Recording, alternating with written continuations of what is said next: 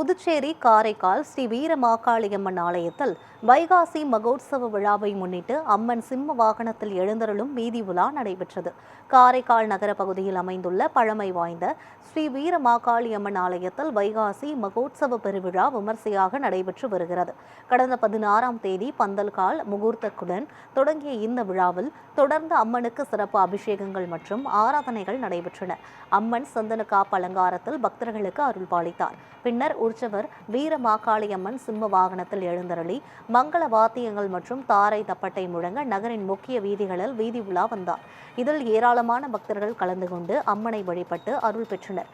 June 7ஆம் தேதி விடையாட்சி நிகழ்ச்சியுடன் விழா நிறைவு பெறுகிறது.